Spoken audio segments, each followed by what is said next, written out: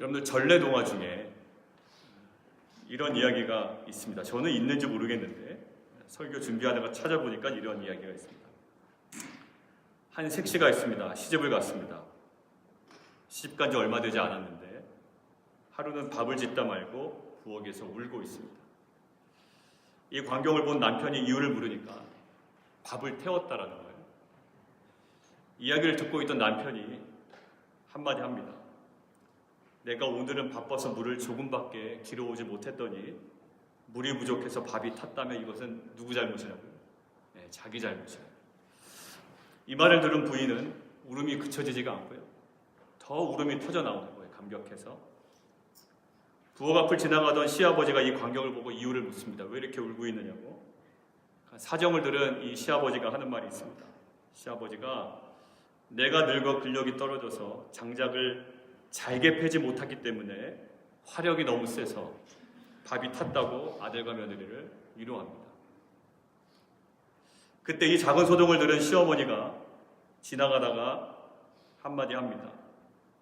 내가 늙어서 밥 냄새도 못 맡아서 밥 내려놓을 때를 알려주지 못했으니 자기 잘못이라고 며느리를 감싸주었다고 합니다.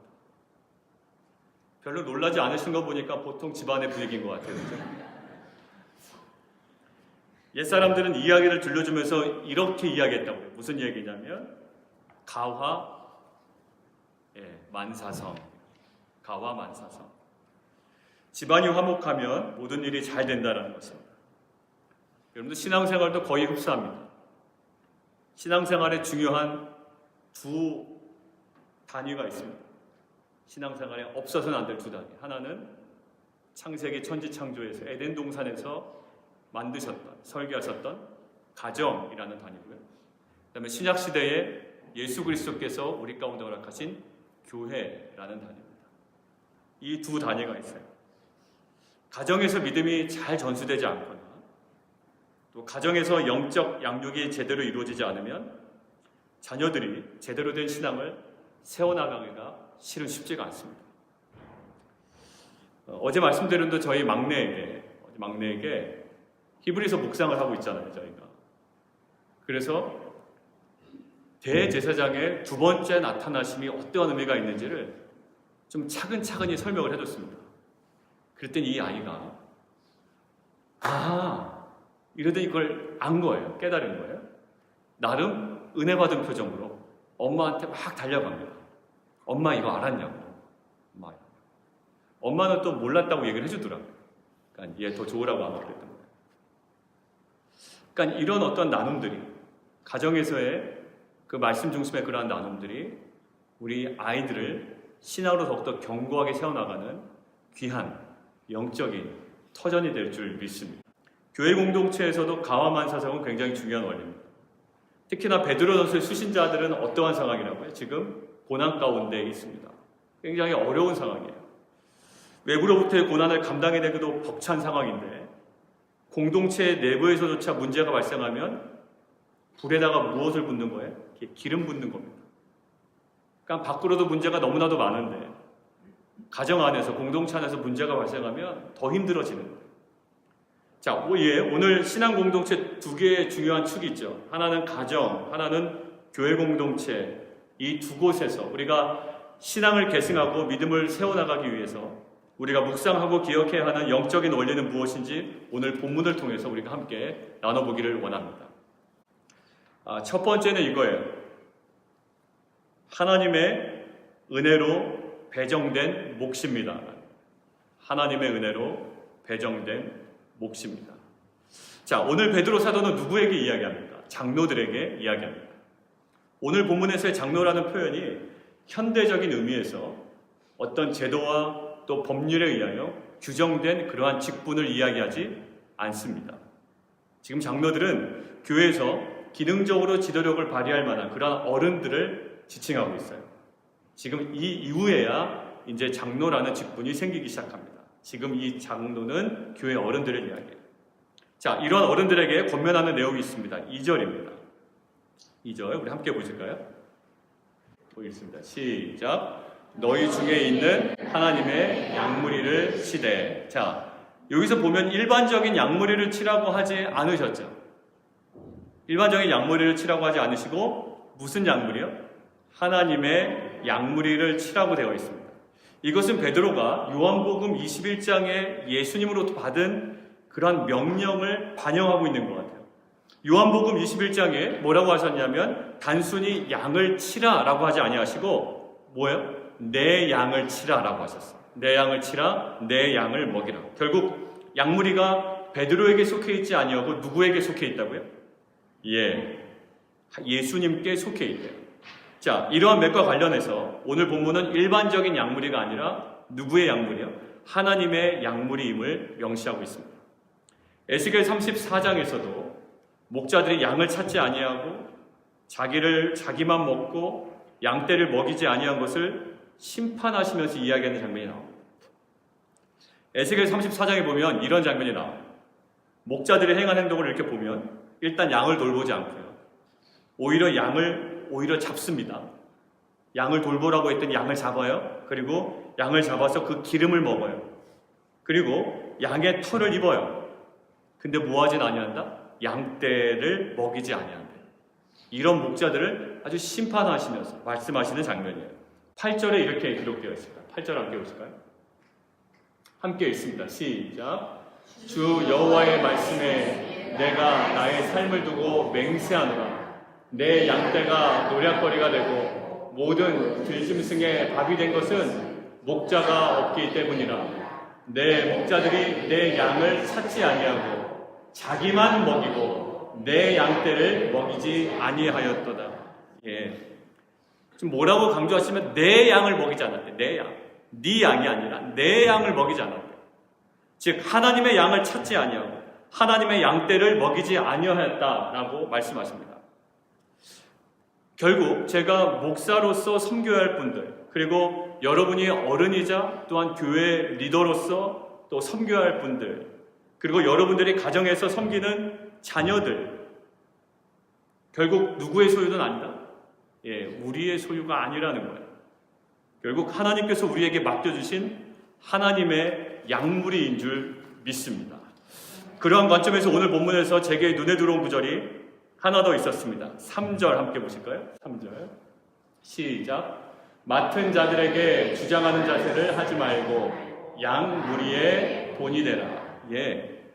맡은 자들에게 이렇게 표시가 되어 있죠. 이 구절이 헬라어 성경에는 뭐라고 되어 있냐면 맡은 자들에게 줄쳐 있는 부분이요. 이게 톤 클레톤이라고 되어 있습니다. 톤 클레톤. 이 클레톤의 원형이 클레토스라는 단어예요. 클레토스. 자, 클레토스는 무엇을 의미하냐면 이런 것을 의미합니다. 고대 세계에서 어떠한 결정을 내려야 되잖아요. 어떤 결정을 내려야 할 때 사용했던 제비를 이야기합니다. 막대기나 돌 같은 거. 제비 뽑기 한다 이러죠. 그때 제비예요. 어떠한 막대기나 어떠한 돌을 이야기해요. 이것이 나중에는 그 제비 뽑기에 의해서 할당된 어떠한 분깃, 또 할당된 어떠한 목, 이것을 나타내는 단어로 사용됐습니다. 결국에는 나중에는 어떤 식으로 이 단어가 사용되냐면 그것이 어떤 방식이든 어떤 방식으로 배정되었든지 간에 어떠한 사람에게 이렇게 배정된 몫을 나타내는 의미로 사용되는 것이 뭐라고요? 저 맡은 자들, 클레토스라고 하는 거예요. 나에게 그냥 맡겨준 거예요. 어떠한 방법을 사용했든지 그냥 원래 주인은 있지만 누구에게 맡겨준 거예요. 자, 결국 어떠한 의미일까요? 하나님의 은혜로 배정된 몫이래. 저 맡은 자들이. 내가 선택한 것이 아니라 하나님이 나에게 은혜로 배정해준 몫이라는 거예요. 자, 우리 자녀들 한번 보실까요? 우리 집 밑에 있는 자녀들. 우리 자녀들 우리가 선택하지 않았습니다. 부부가 상의해서 얼굴도 뭐 이랬으면 좋겠다. 좀 조인성 닮았으면 좋겠다. 키는 뭐 한 최소한 그 6핏 정도가 됐으면 좋겠고 얼짱에다가 몸짱에다가 그래도 신체 건강했으면 좋겠고 머리는 좀 어느 정도 준수했으면 좋겠고 이러한 우리가 기준을 잡고 우리 자녀들을 선택하지 않았다. 우리 자녀들은 하나님께서 우리에게 은혜로 배정해 주신 거예요. 우리가 한 번도 하나님과 상의한 적 없고요. 우리가 딸인지 아들인지도 하나님과 논의한 적이 없어요. 하나님께서 우리 가운데 은혜로 배정해 주신 거예요. 결국 자녀뿐만 아니라 여러분이 지금 애통해하며 섬기는 분들이 있죠. 정말 애통해하며 섬기는 분들, 그리고 영혼 구원을 위해서 섬기는 VIP 분들, 다름이 아니라 누구라고요? 하나님의 은혜 속에 하나님께서 여러분에게 배정해 주신 소중한 분깃, 또 소중한 몫인 줄 믿습니다.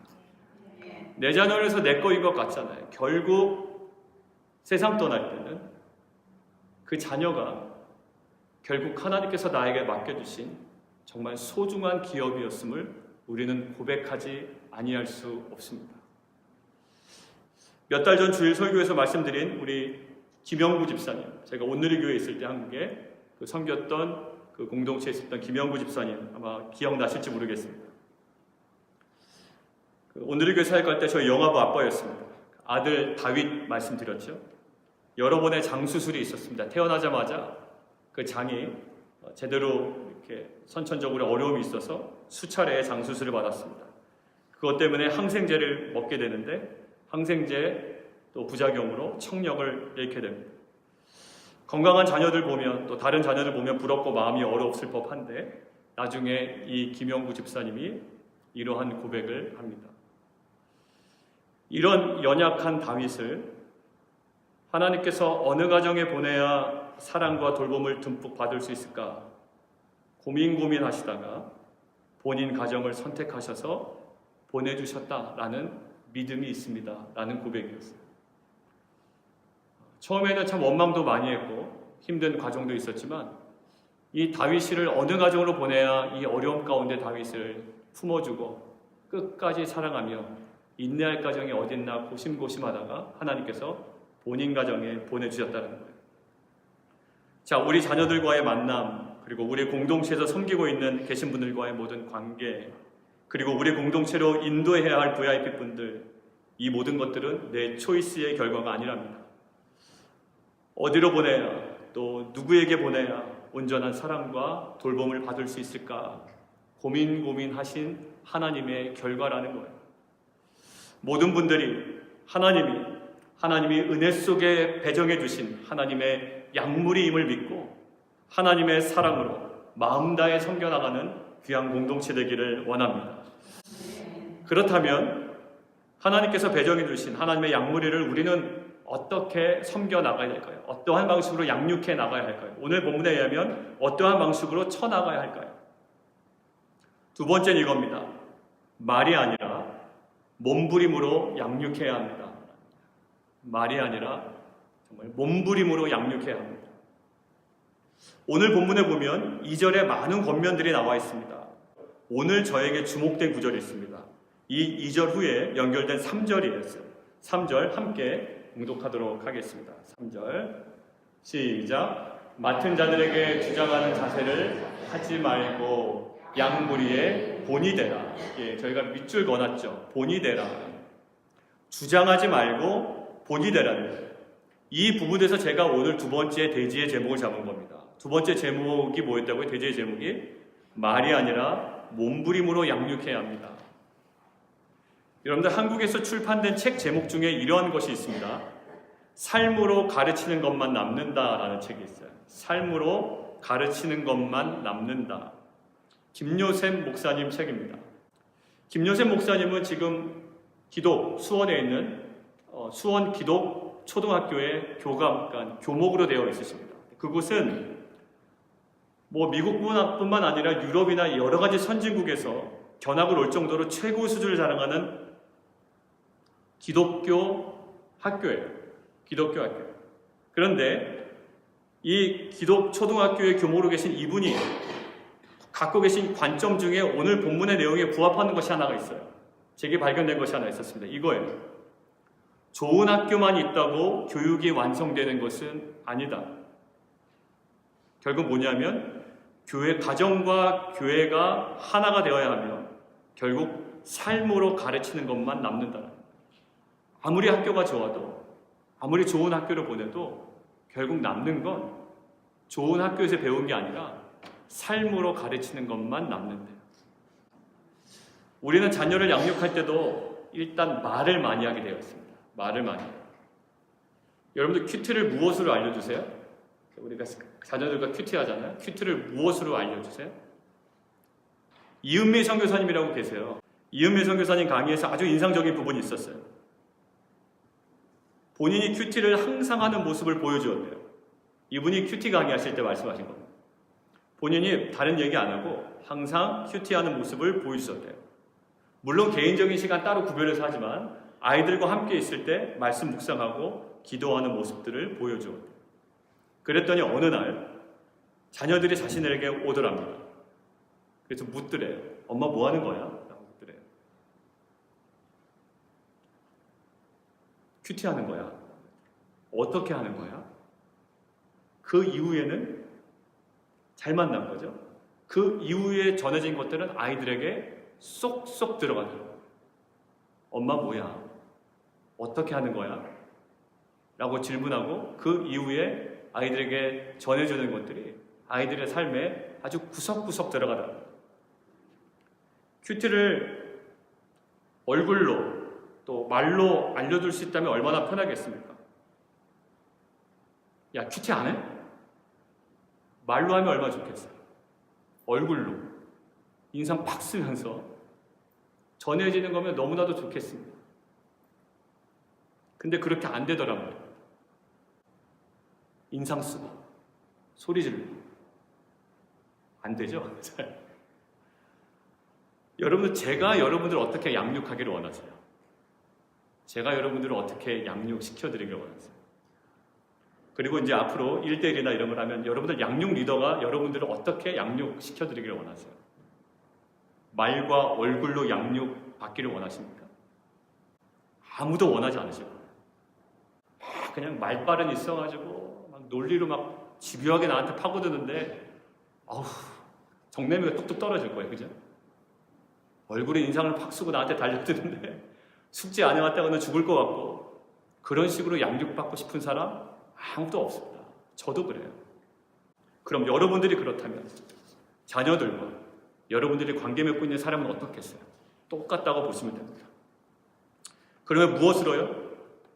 삶으로 가르치는 것만 남는데 우리가 그렇게 선포하며 따라가기를 원하는 십자가의 삶으로만 가능합니다. 그리고 그 삶을 나누기를 원하는 겁니다.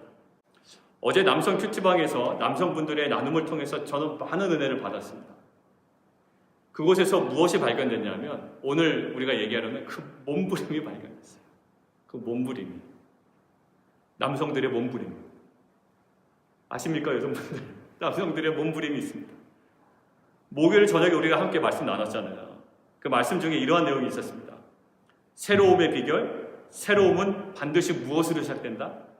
죽음으로만 시작된다. 이걸 나눴잖아요. 근데 이제 새로움을 앞둔 집사님이 계셨던 거예요. 새로운 자격증 취득하려고 준비 중이셨어요. 이분이 이것을 묵상한 겁니다. 나는 이러한 새로운 공부, 새로운 자격증을 위해서 그렇다면 무엇을 죽어야 하는가? 어느 부분에서 죽어야 하는가? 이제 묵상을 하던 중에 갑자기 번뜩 생각이 난 거예요. 공부 시간을 빼앗는 본인에게 있는 좋지 않은 습관을 죽여야 되겠다라는 이 묵상 지점, 적용 지점을 발견합니다. 그래서 만 하루 동안, 금요일 하루 동안 이러한 삶을 살아내기 위한 전투를 벌이신 거예요. 열면 안 돼요. 전화기 열면 안 돼요. 이러면서 전투를 벌이셨고 그 몸부림의 흔적들을 토요일 날 나눔 중에 나눠주셨습니다. 그리고 한 분은 히브리서에서 이런 표현이 있었죠. 흔들리지 말고 이 부분을 묵상해 주셨대요. 그래서 그 부분에 대한 몸부림으로 살아간 흔적들을 나눠주셨습니다. 그리고 그 부분들이 나눔을 듣는 다른 남성들에게도 실은 예외가 아니다라는 고백들을 남성들이 하게 됐어요. 그 나쁜 습관에 철저하게 죽지 못한 것도 실은 우리의 문제고 또 같은 하나님께서 우리에게 주시는 그러한 음성이었어요. 그래서 함께 기도하는 시간이었습니다. 그러니까 이런 분위기였어요. 각자의 고지에서 막 전투에서 힘겨운 싸움을 하다가 전우들이 막 일주일 만에 하루 만나가지고 서로를 격려해준 시간 같았어요.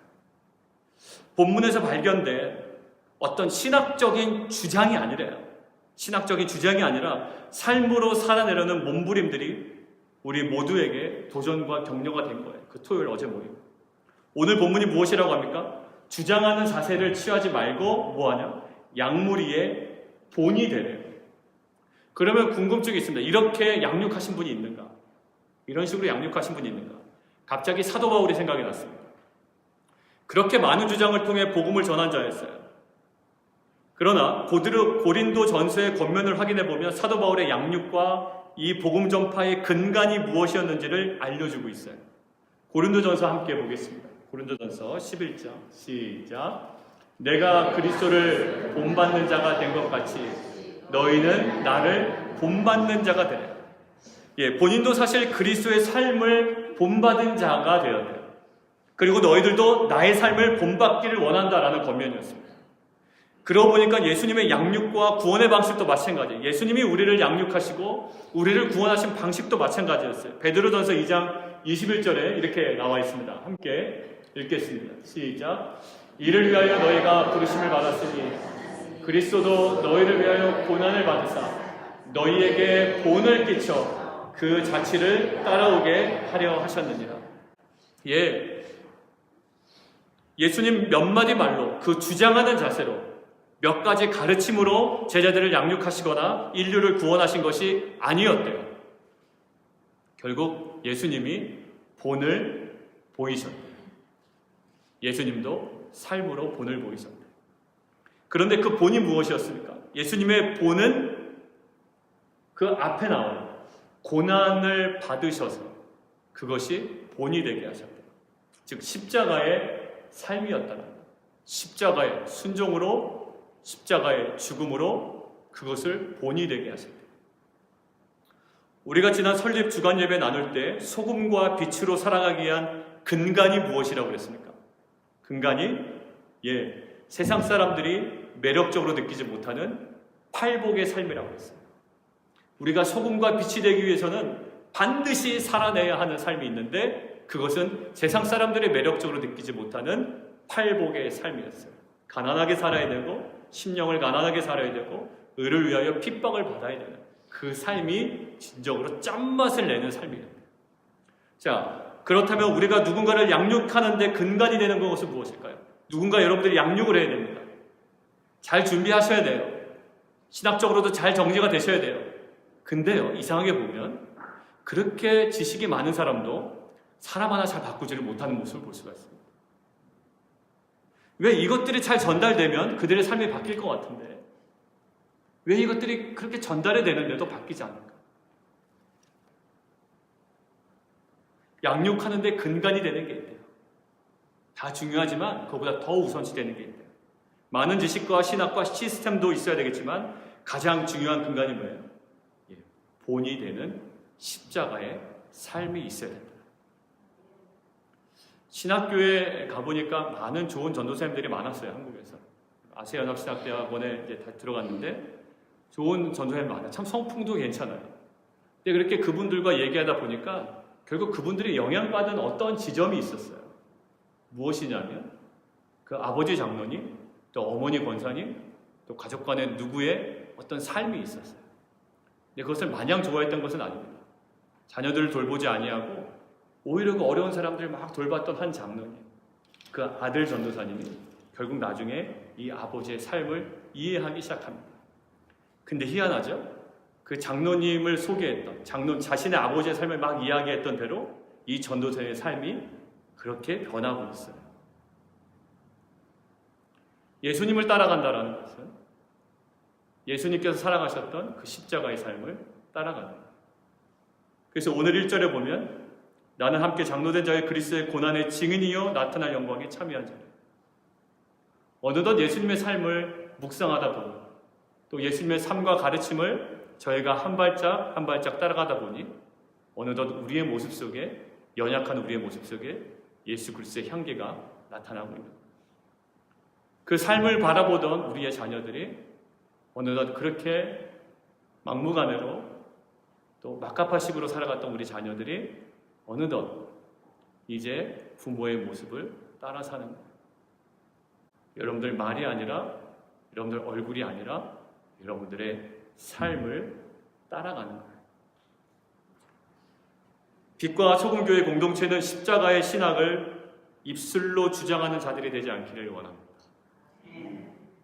십자가의 삶을 온몸으로 살아내는 두 번째 대제에서 얘기한 것처럼 온몸으로 몸부림치는 자들이 되기를 원합니다.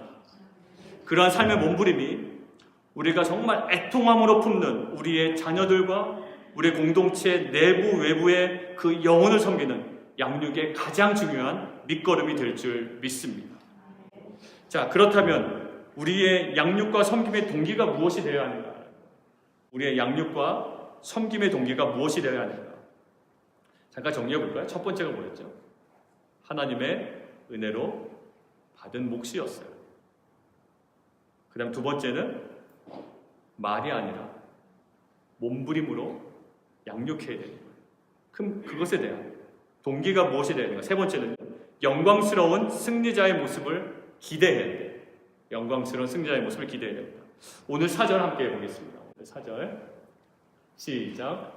그리하면 목자장이 나타나실 때에 시들지 아니하는 영광의 관을 얻으리라. 히브리서를 묵상하는 저희에게는 목자장이 나타나신다라는 것이 이제 굉장히 가깝게 다가옵니다. 그죠? 대제사장이 두 번째 나타나시면 왜 이렇게 중요하게 히브리서에 언급합니까? 이스라엘 민족은 1년에 한 번씩 대속죄를 경험하는데 그때만 대제사장이 지성소에 딱 한 번 들어갑니다. 그때 한 번.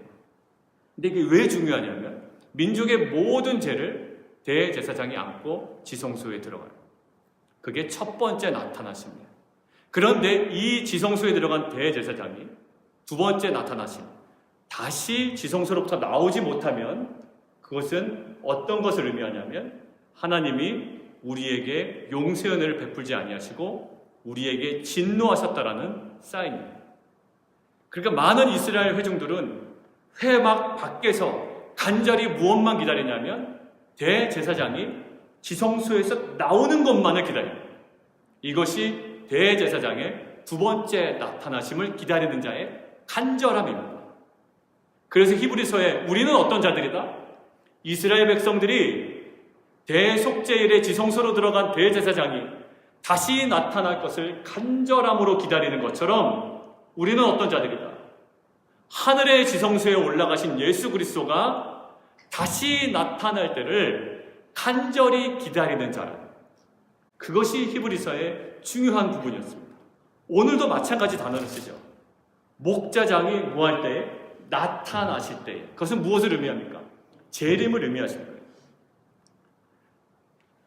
그때 뭐라고요? 얻으리라. 그것은 무슨 말이냐면 상을 받는다라는 겁니다. 상을 받는다. 본문 2절에 오늘 언급된 지금 당장 눈에 보이는 더러운 이득을 위하여 하지 말라라는 표현과 정반대되는 동기를 이야기합니다. 더러운 이익을 위해서 하지 말라. 그 이익 붙잡지 말라라는 거예요. 눈에 보이지, 확실하지, 분명하지, 그러나 그 이익 붙잡지 말래요. 그것이 동기가 되어 양육하거나 섬기지 말래요. 많은 사람들의 칭찬과 격려가 있지만 그것이 동기가 되어 섬기지 말래요. 무엇이 동기가 되어야 된다? 시들지 아니하는 영광의 관이 동기가 돼요. 다시금 예수님 재림하실 때 마지막 때에 그것이 동기가 되어 지금 양육과 그들 위한 섬김을 감당해 내라. 자, 어제 토요일 히브리서 본문에서 아브라함이 약속의 땅이었던 어디였어요? 가나안 땅에서조차 무엇처럼 살아왔다고? 이방인처럼, 이방인의 떼어오는 거하는 나그네처럼, 외국인처럼 어디에 거했다? 장막에 거했다. 분명히 하나님께서 약속하신 가나안 땅 맞아요. 하나님께서 허락하신 약속의 땅 맞고요. 기도응답의 땅 맞는다고요. 그런데 그 땅에서 오히려 무엇처럼 살아가요? 이방인 땅에서 사는 것처럼, 나그네처럼. 그것도 완벽한 집도 아니라 텐트에서 살고 있다. 아브라함이 기도의 땅, 응답의 땅, 약속의 땅이 있으면서도 그것이 뭐라고요? 최종 목적지가 아님을 늘 견지하고 있었다라고 히브리서 기자가 지금 그것들을 파악하고 있어요. 결국 어디를 사모했다? 더 나은 본향을 사모했다. 결국 아브라함의 믿음은 자신이 원하는 것을 믿기 위한 미션미다가 아니었다고. 그러니까 우리가 믿음을 이야기할 때 내가 원하는 것을 딱 설정해 두고 하나님 이거 주시옵소서 미션미다 이렇게 기도해요. 근데 히브리서가 주장하는 믿음은 그런 믿음이 아니라는 거예요. 잘 보라는 거예요. 그런 믿음이 아니래요. 어떤 믿음이냐면 아브라함의 믿음은 내가 원하는 것 주시옵소서라는 믿음이 아니라 그 믿음으로 뭐 했다고요? 믿음으로 떠난 믿음이에요. 오히려 약속의 땅인 가나안에서조차 그곳이 최종 목적지가 아님을 알고 그곳에 영원히 거주할 자이 아님을 알고 하늘의 마지막 지점을 바라봤던 자들이에요. 결국 더 나은 본향을 바라보고 하나님을 설계하시고 건축하신 흔들리지 않는 하나님의 나라와 영광을 바라보고 썩어질 땅의 영광을 떠나는데 그 믿음을 사용했다. 우리는 이 땅의 것을 많이 가지려고 믿음을 사용하잖아요. 이 땅에서 너무 많은 것들을 가지려고 믿음을 사용한다고요. 근데 어제 결론은 뭐였어요? 아브라함은 이 땅에 썩어질 것들로부터 떠나려고 믿음을 사용했대요. 그것으로부터 영향받지 않으려고 믿음을 사용했대요. 근데 세상은 세상에 더 많은 것들을 얻으려고 믿음을 사용해요. 결국 오늘도 마찬가지예요. 왜 십자가의 삶으로 본을 보이는가? 어떻게 그렇게 살아갈 수 있는가? 무엇이 동기가 되고 근간이 되어야 하는가라는 거예요. 고린도 후서 9장 보겠습니다. 고린도 후서 시작. 이기기를 다투는 자마다 모든 일에 절제하니 그들은 썩을 승리자의 관을 얻고자 하니 우리는 썩지 아니할 것을 얻고자 하노라. 우리는 무엇을 구하는 자들이 아니다. 썩어 없어질 이 땅에서의 보상을 구하는 자들이 아니라 뭐 하나 했다고 세상에서 얻어지는 보상에 목말라 하는 자들이 아니라는 거예요. 우리는 시들지 않고 썩지 않은 영광, 지금은 보이지 않지만 반드시 실체가 되어서 우리에게 주어질 그 영광을 바라보는 믿음으로 이 현재의 삶을 살아가는 자들이라. 아브라함이 약속의 땅인 가나안에 목매달지 않을 수 있었던 것은 우리가 기도 응답 받았던 그 직장, 기도 응답 받았던 그 사업장, 기도 응답 받았던 그 학교에 목매달지 않을 수 있었던 것은 어떤 믿음이다? 본향을 바라보는 믿음이 있었기 때문입니다. 우리가 자녀에 목매달지 않을 수 있는 것은 우리가 더 나은 본향이 있다는 것을 볼 수 있는 믿음이 있기 때문에 우리는 그 어떠한 것으로부터 떨어지기를 두려워하지 않을 수 있다는 거예요. 왜? 그것이 우리에게 절대적인 것이 아닙니다. 우리에게 있어야 절대적인 것은 더 나은 본향만이 우리에게 절대적인 것입니다. 마찬가지로 우리가 주변의 지체들, 우리의 자녀들, 영혼들을 위해서 헌신하며 십자가의 삶으로 고난으로 섬길 수 있는 것은 세상의 칭찬과 격려에 목마르기 때문이 아니라 이거예요. 우리의 목자장이 나타나실 때에 우리를 향하여 하실 말씀을 우리는 기억하고 있기 때문입니다. 잘했다. 정말 어려운 상황 가운데서도 잘 인내했다. 내가 정말 기뻐한다. 라고 아마 예수님께서 말씀하시고 품어주시고 꼭 안아주시고 결론입니다. 결국은 썩어 없어질 세상의 것을 위함이 아니라 썩지 아니하는 더 나은 본향의 그 영광을 위하여 하나님의 은혜로 각자에게 배정된 우리의 자녀들 또 그 영혼들을 십자가의 삶으로 양육하고 또 섬겨나가는 귀한 빛과 소금교회 공동체가 되기를 원합니다.